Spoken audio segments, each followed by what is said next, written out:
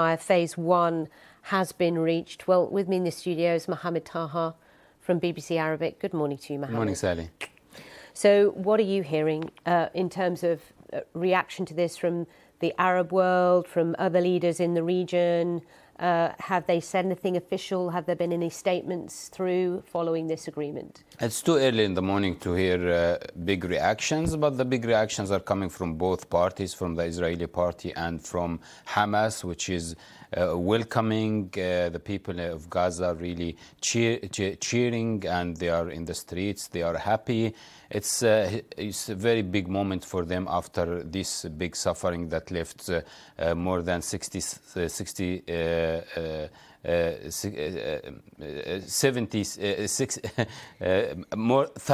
tens of thousands of people killed in Gaza during this time, and also the people in Israel who are the families of the hostages who really suffered a lot in the previous months. In recent days, we have really seen, apparently, it's been reported that Israel has really dialed down its military campaign as these very sensitive talks have been ongoing in Egypt. However, we're just hearing from the Gaza Civil Defense Agency is reporting that several strikes in the territory have still been happening even after this announcement that we got at 10 to midnight.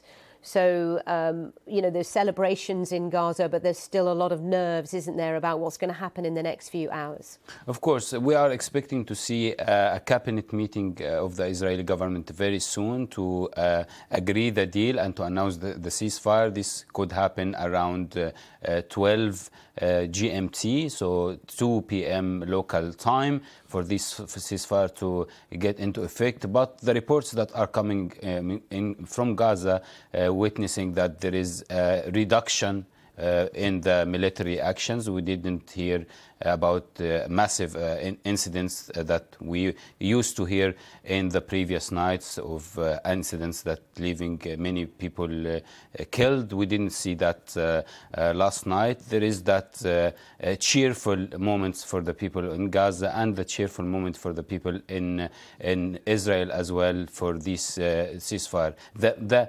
ceasefire announcement and deal. And the main point here, Sally, that we didn't see it in the previous two occasions when ceasefires happened in November 2023 and in January 2025 this year, that President Trump, there are news that President Trump guaranteed that Israel wouldn't return back to war after Israel would get all the hostages either on Sunday or Monday. And that was the real concern, wasn't it, on the part of Hamas and also other Palestinians, that actually they'd hand over all the hostages and then war would resume. Just as a part of this first phase, Israel has agreed to withdraw its military to a certain point. We don't know the details yet, do we, on where that is or what that looks like? We do know. President Trump 2 days ago published a map on Truth Media. He put the 3 lines that Israel would withdraw to in the phases of this ceasefire. So today, so we assume it's that map that's where they're going to move to. Even though they've not confirmed that yet. Yeah, of course, but there is that massive involvement from President Trump, who is announcing the details of the deals, where the Israeli forces will withdraw, and they are not going to return back to war after getting all the hostages and the bodies of the hostages, the dead hostages, on Sunday and Monday, and also all the details related to who are the Palestinians. This is the map that Louis put it for us to see, and so you see that first one. It might be quite difficult to look at, depending on how you're watching us now on BBC News. If you've got a small screen up, you're going to have to expand that to see what we're talking about. But Mohamed, obviously for Gazans, they are hungry, they are tired, they are exhausted. Many are in a critical health condition because of lack of food and and medical aid, critical aid, that is at the borders waiting to come across. We don't know the logistics about that, the safe arrival and delivery of that much needed aid. Of course, all of these details would be announced, sure, in the coming days.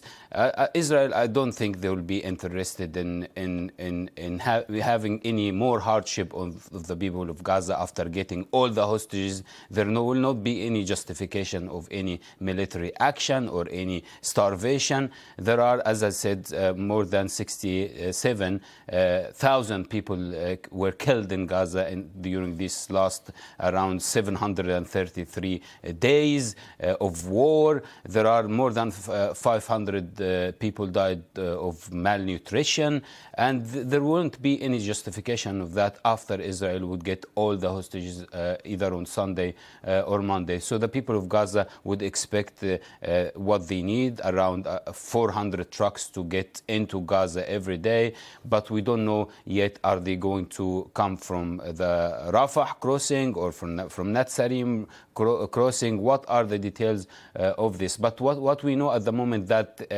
Israel is occupying the Philadelphia corridor that is separating Egypt from Gaza, and for the humanitarian process to happen, that control of the Philadelphia corridor must be ended or eased at least to allow this to happen.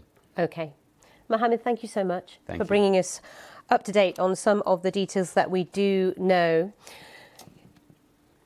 You're with BBC News. I'm Sally Bundock. We're bringing you a special programme this morning on BBC One and on BBC News, just to bring you up to date on the latest developments happening in the middle of the night, the early hours of the morning, where it was announced by US President Donald Trump that Israel and Hamas have agreed to the first phase in a Gaza peace deal.